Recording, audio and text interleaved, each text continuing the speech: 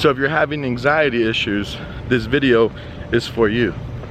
One of the worst things was, well, I was working about 7 days a week, anywhere from 10 to 15 hours a day.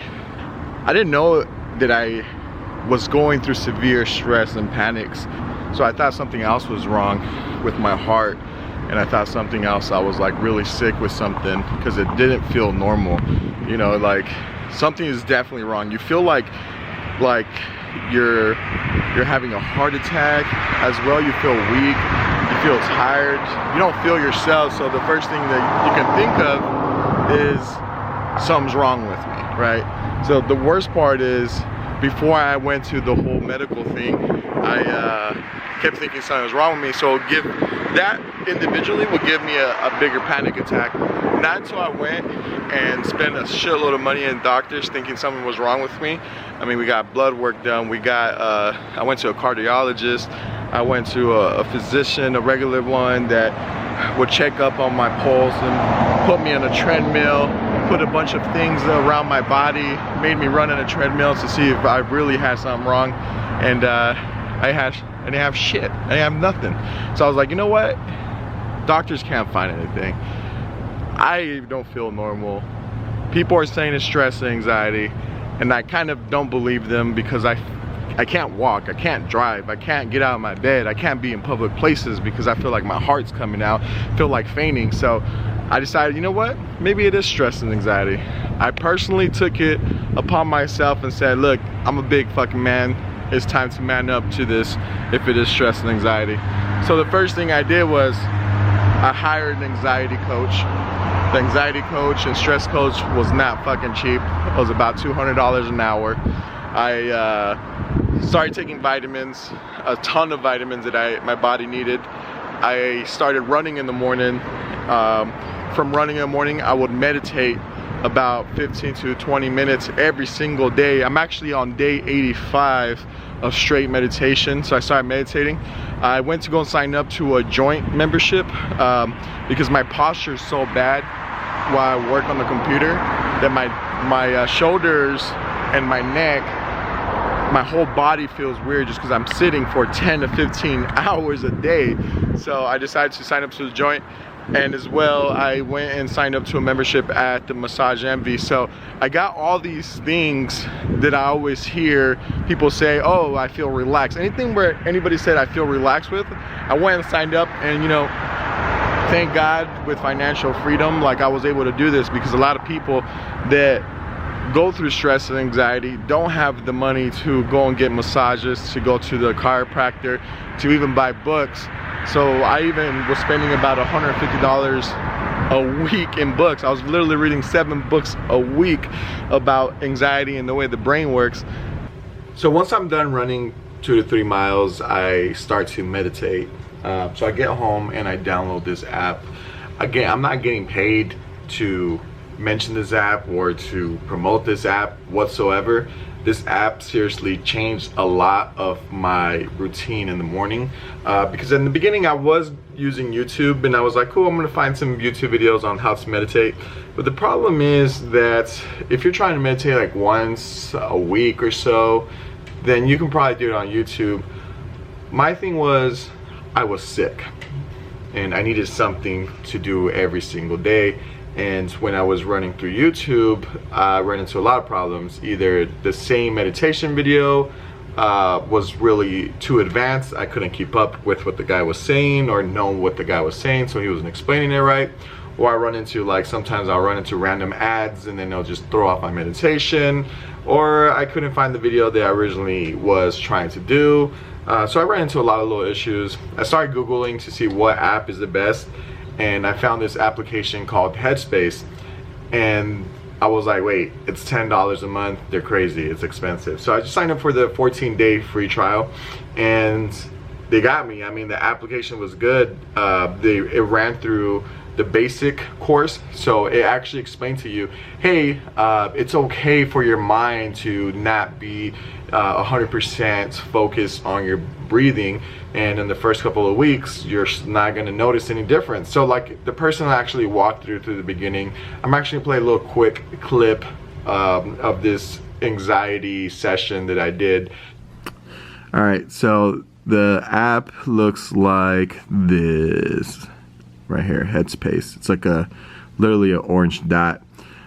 I was watching a video, but you run through, once you log in, you can do different types of courses. You can do sleep, sleeping, doze, basics, letting go of stress. That's actually the one that I'm doing now. And if you go to your name, it shows you all the courses you've done. So my basic one was getting rid of anxiety, which I think is the best one you guys should start off with. Let me see, managing anxiety. So it gives you a level 1, a level 2, and level 3. Each number is a course that you have to finish. The cool thing about this app is it literally walks you through the steps, right? And it even gives you little explanational videos. When we're meditating and we realize the mind's wandered off, we might not know how to react. Noting gives us some very clear direction, perhaps a greater sense of clarity and confidence. In that moment, we pause and identify the nature of distraction. Oh yeah, thinking, or oh, feeling.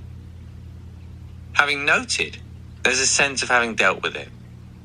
This makes it easier to let go of the distraction and gently return to the object of focus. And when it happens again, which it will, we simply apply the same approach, gently noting the nature of the distraction.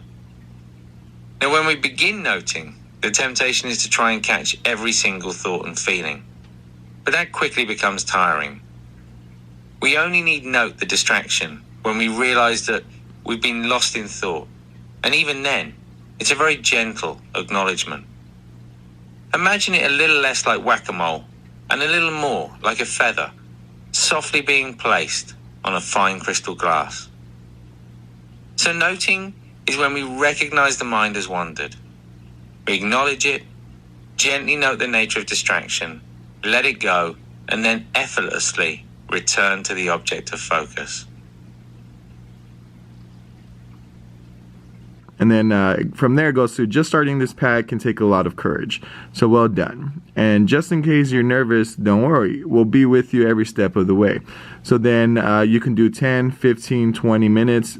Since this is the basics, they really don't give you more than 20 minutes, I believe. But eventually, once you get into the other courses, there are like 30-minute ones and 45-minute ones. Just so you understand how it is, I'm going to play a little bit of it. Hi, and welcome to Headspace on managing anxiety, and to part 1.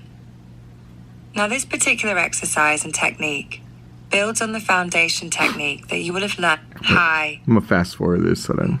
And watch it go.